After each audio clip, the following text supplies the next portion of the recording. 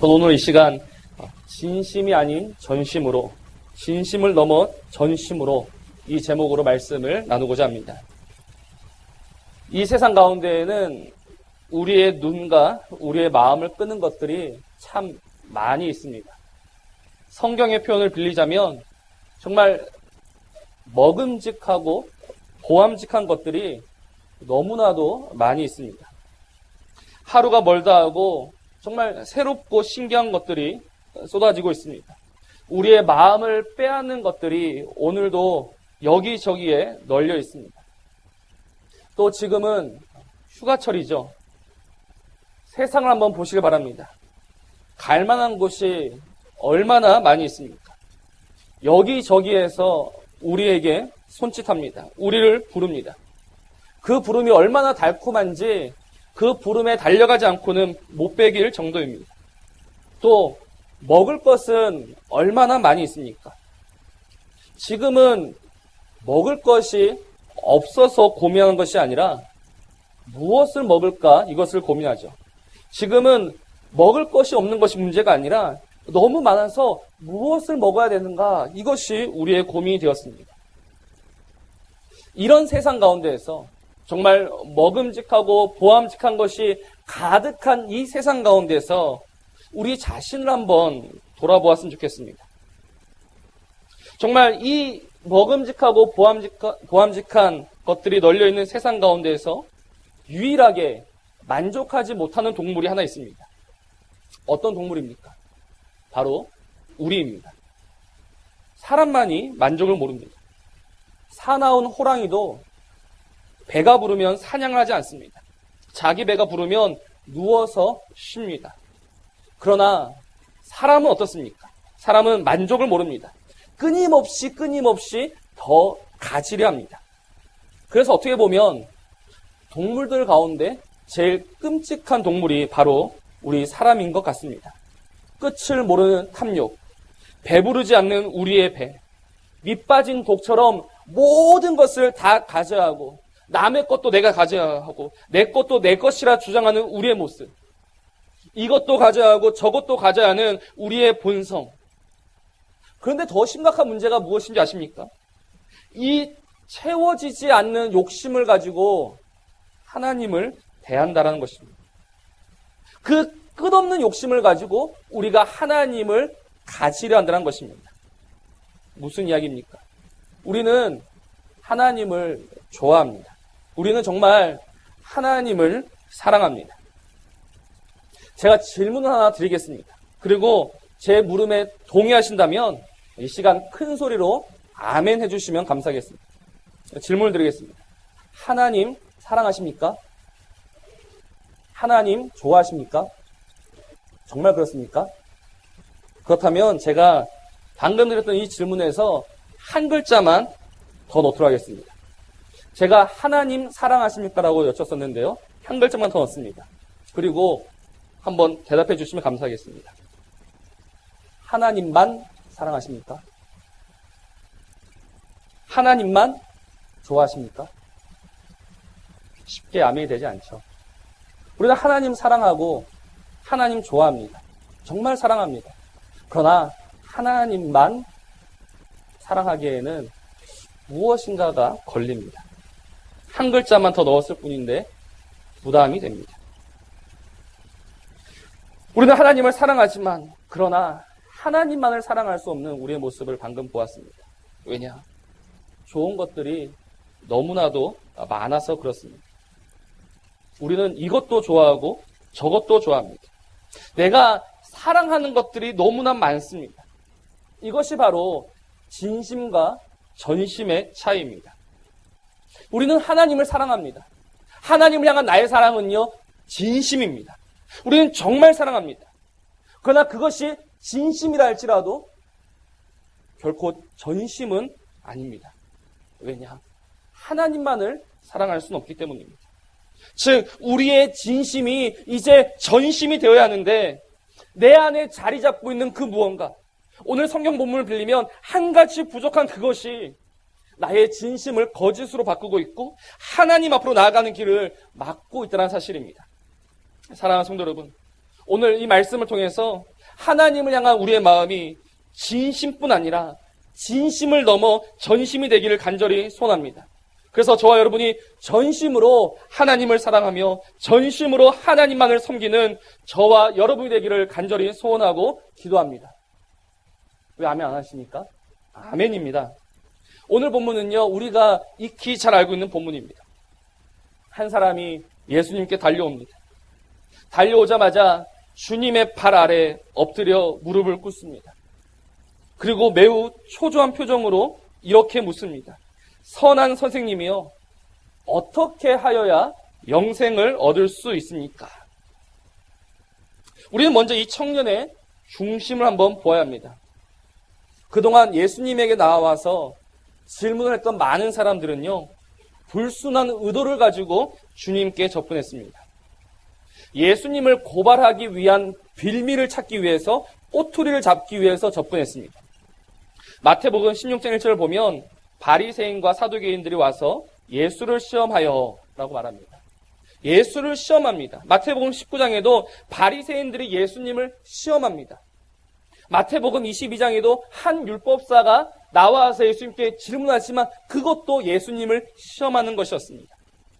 그러니까 지금까지 예수님 앞에 달려나왔던 그 많은 사람들은 예수님을 믿기 위하여서 달려왔던 것이 아니라 예수님이 싫어서 어떻게 해서든지 예수님을 한번 고발하기 위해서 예수님께 왔고 거만하게 그 앞에 물었을 뿐입니다. 그런데 지금 이 사람은 그렇지가 않습니다. 이 사람은 급한 마음으로 예수님께 뛰어왔습니다. 그리고 뛰어오자마자 예수님의 발 아래에 무릎을 꿇습니다. 이것만 보더라도 이 사람의 태도가 지금까지 주님께 왔었던 사람들과는 확연히 다르다라는 것을 알 수 있습니다.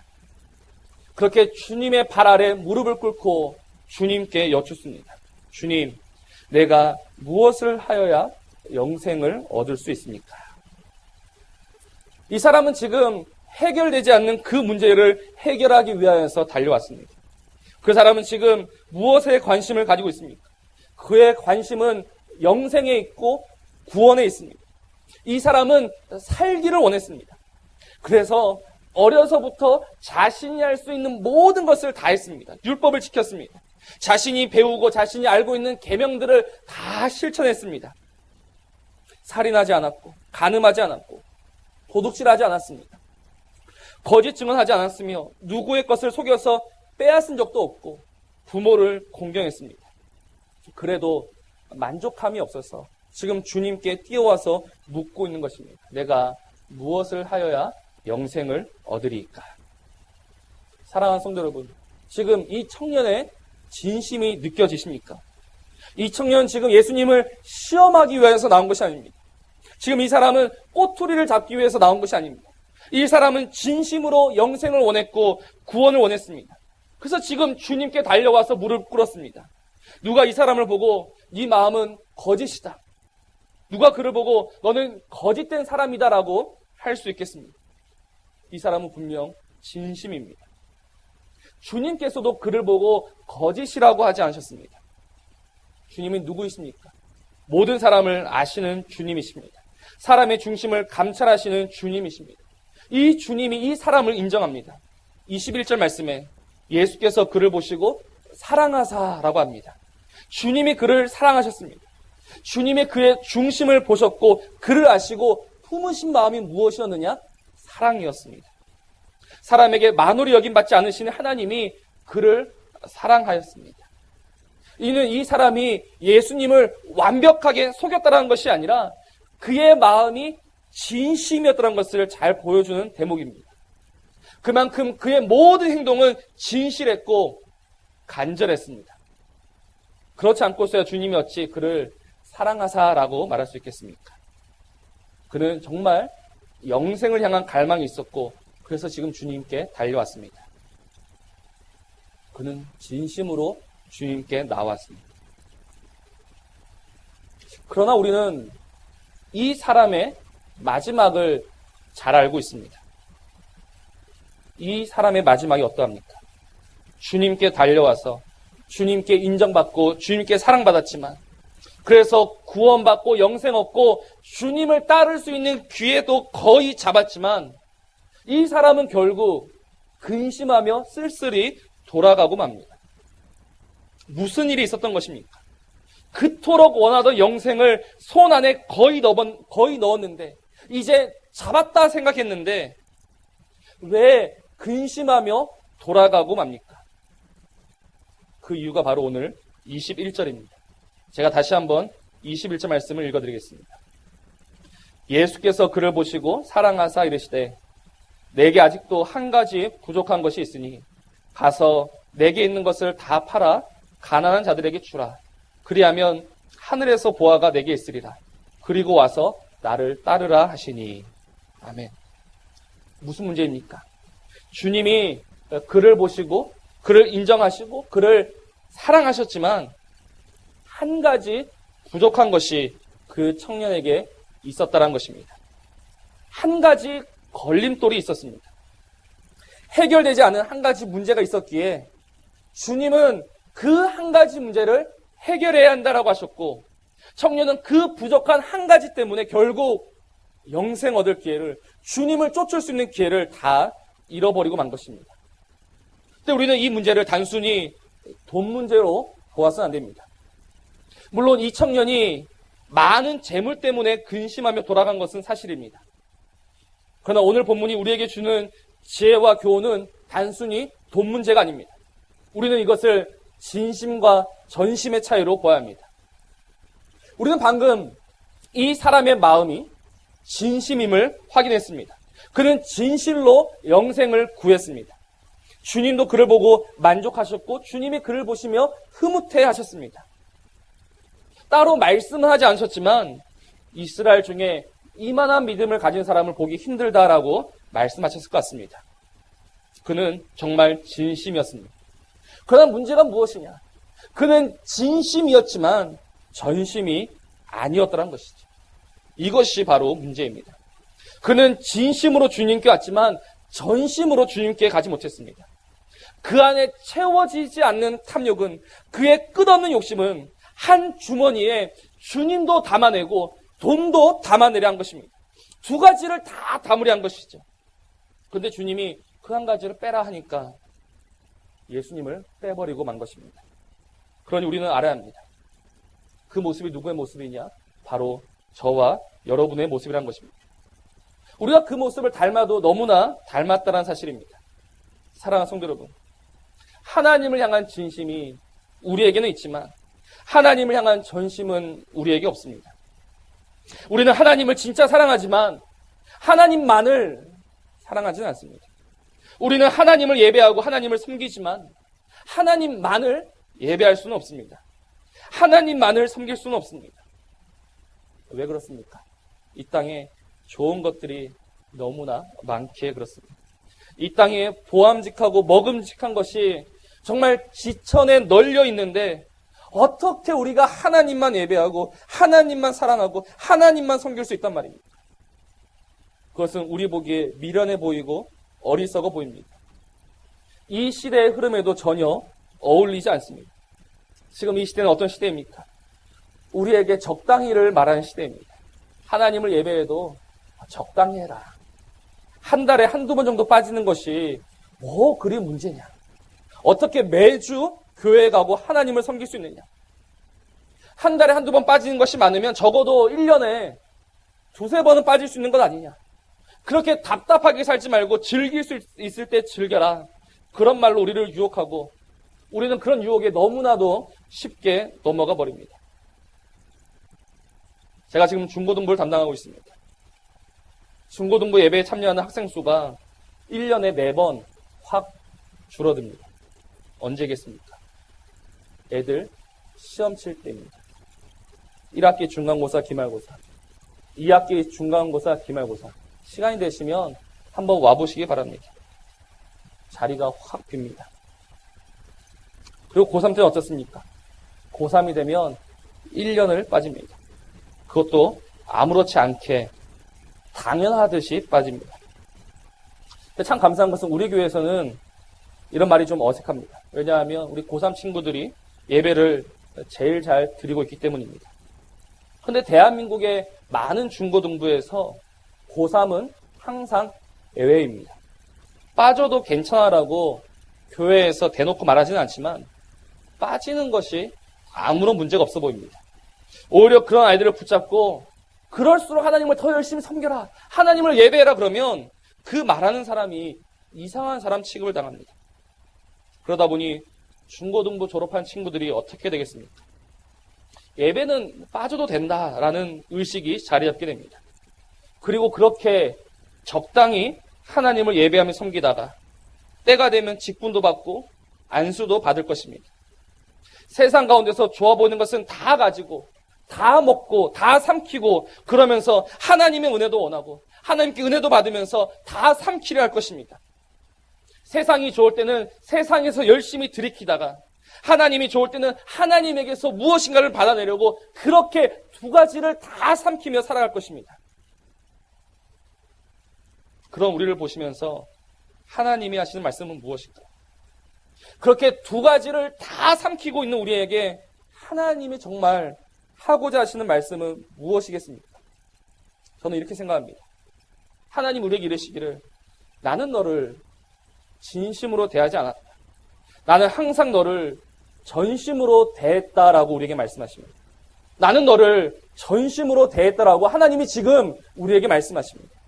사랑하는 성도 여러분, 하나님의 이 말씀이 맞습니까? 하나님이 나를 전심으로 대했다라는 이 말씀이 맞는 말입니까?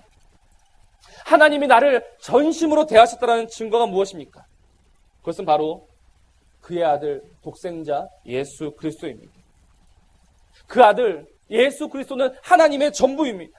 예수님은 하나님의 전부입니다. 하지만 하나님은 우리를 위해서 그 아들을 아낌없이 보내주셨습니다. 왜냐? 하나님은 나를 전심으로 대하시기 때문입니다. 하나님이 말씀하시기를 내 아들을 보냈다. 내 마음은 진심을 넘어 전심이다. 나는 너뿐이다. 내 아들을 보아라 라고 오늘 우리에게 말씀하십니다. 그리고 이 땅에 오신 예수님은 어떻습니까?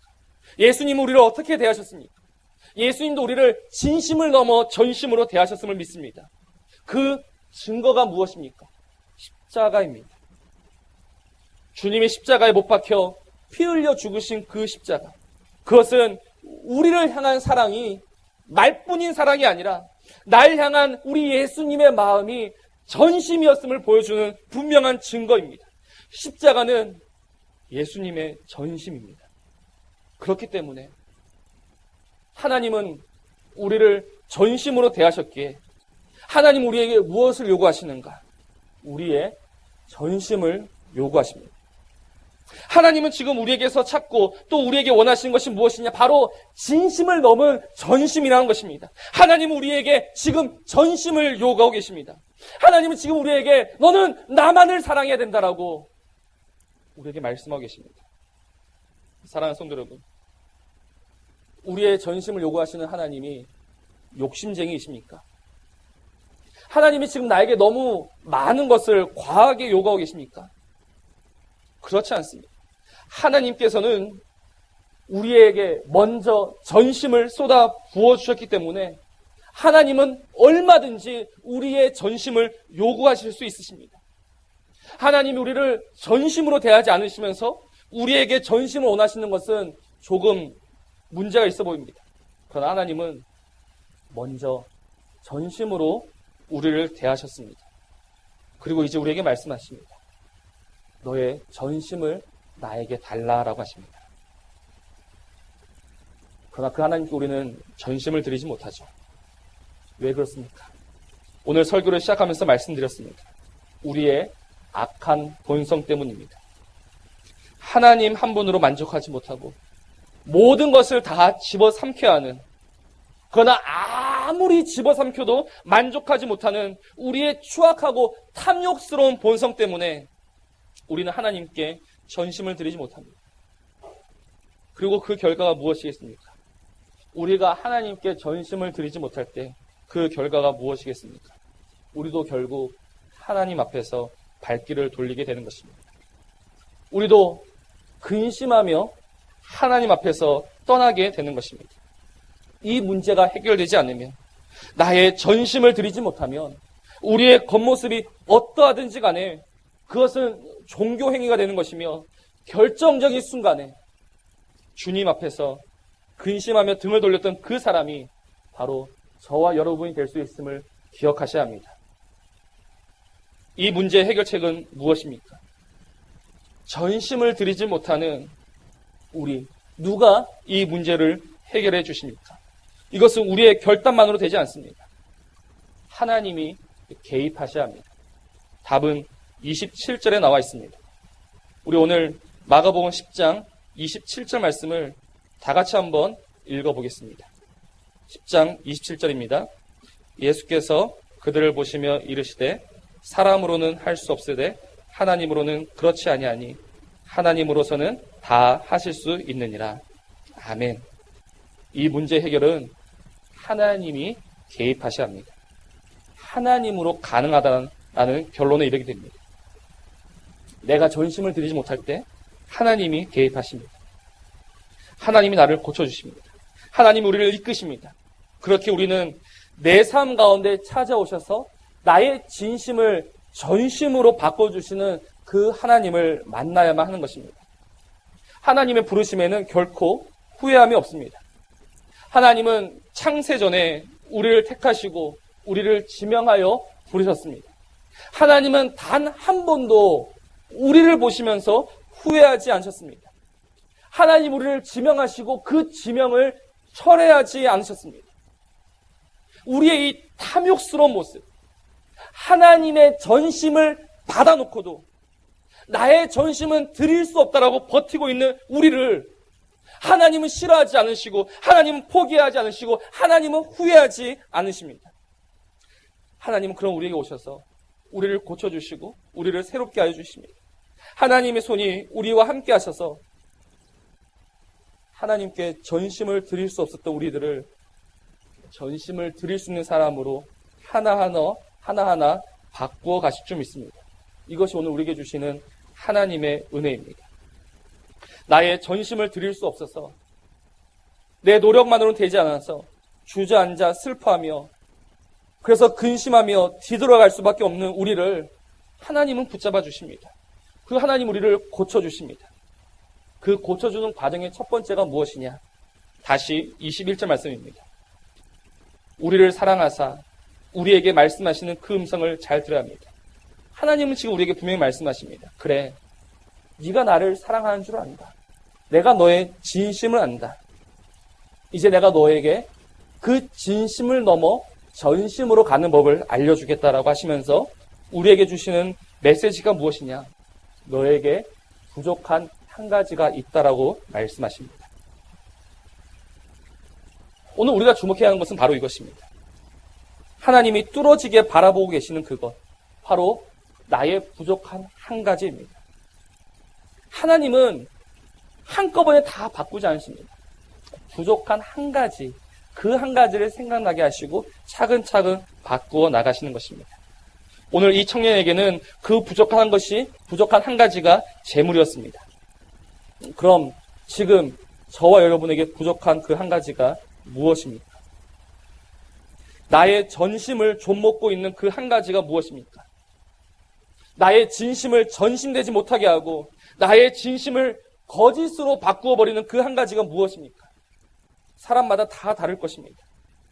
그러나 우리는 그것을 찾아내야 합니다.